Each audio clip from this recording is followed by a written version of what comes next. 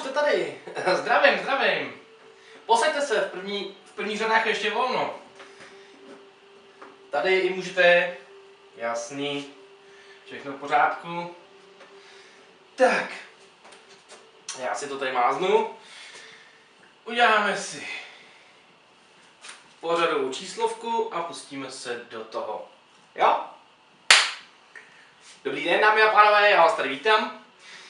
Chtěl bych vás přivítat u prvního posezení s naším novým kanálem, kde se budeme tak vážně, nevážně věnovat informačním technologiím, ale opravdu tak vážně, nevážně. Ukážeme si pár věcí, zabrousíme do oblastí kolem serverů, ústředem Linuxu, o možnostech, budoucnostech, možná lehce v minulosti. A pokud bude nějaká šance, nebo bude se to líbit, přijdou i nějaký hosti, uvidíme. Já osobně se budu těšit.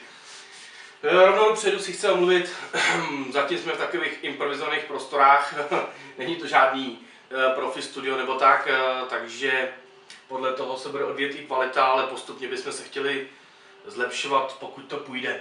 Ještě dopředu uděláme pár věcí, asi rovnou se představím, jmenuji se Havel František, na scéně působím už poměrně dlouho, v IT se pohybuju kolem 20 let plus minus.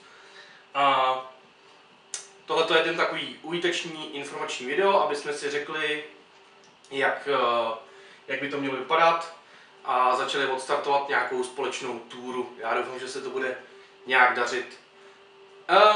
Tak, no. A ještě bych rovnou asi využil toho, proč a na co vlastně čekat, když už máme tu jedničku, když jsme na začátku té túry, tak začneme úplně klasicky vlastně ve stylu populárního seriálu IT Crowd, kde vlastně došlo k takovému poměrně jako fópa. A to byla otázka, co to vlastně znamená to IT. Tak jo, tak si to zkusíme nějak lehce načrtnout. Já to tady přednapíšu. Takhle pěkně tučně. Tak, ještě to vyšrafuju, ať to vypadá profi. A napíšu k tomu ještě otazníček. Tak, IT, co vlastně zkrátka znamená? IT je jednoduchá zkrátka, hodně lidí zná, takže asi to není nic překvapivého. Informační technologie. Information technology. To, co už se občas lze se s tím střetnout, ale málo kdo to úplně takhle vnímá, je druhá zkratka a to je ICT, která se dost často používá, což je vlastně zkratka anglická Information and Communication Technology. Do češtiny se to dost často uvádí jako IKT, informační komunikační technologie. No a co si vlastně pod tím všem jako představit? Informační technologie je technický obor, ryze technický obor, který za poslední několik dekád v podstatě penetroval, dalo by se říct, veškeré oblasti lidské činnosti. Počítače jsou dneska bohužel, nebo bohudík, záleží, jak na to nakoukáte nebo nahlížíte, naprosto všude a jsou vlastně nedílnou součástí našeho života. Informační technologie jako obor se zabývá pokrytím všech disciplín, všech nasazení, nástrojů nebo respektive strojů, softwaru v lidském odvětví. To jsem se do toho trošku zamotal, ale to nevadí. Ještě malinkatá věc, která se dost často zmiňuje, jak je vlastně definovaný takový zařízení, který je pro ten obor té informační technologie zajímavý. Většinou se uvádí taková úplně jednoduchá, stručná definice, že pro informační technologii a zařízení s tím spojený je vlastně, aspoň v dnešní době pořád, elektronické zařízení, který má vstup a výstup. A na vstupu je schopen přijmout nějaký data, respektive nějaký stavy, zpracovat je a poslat je na výstup.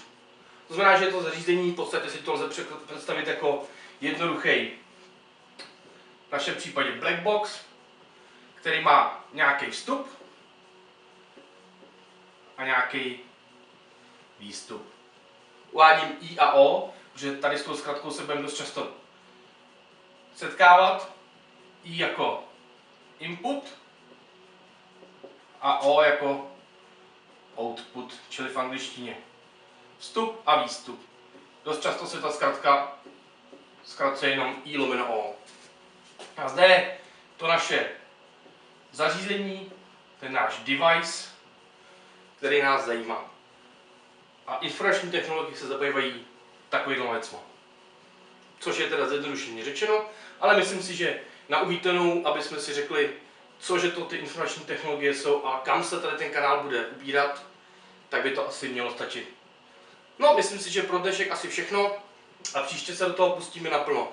Co by nás mělo čekat příště? Nechte se překvapit. Já jsem sám zvědav. Nějaká osnova je načrtnutá, ale leco se ještě může měnit. Tak jo, děkuji za pozornost a budu rád, pokud dáte like nebo odběr a můžete popísmenkovat v komentářích. Tak jo, za mě všechno. Díky, čau, František.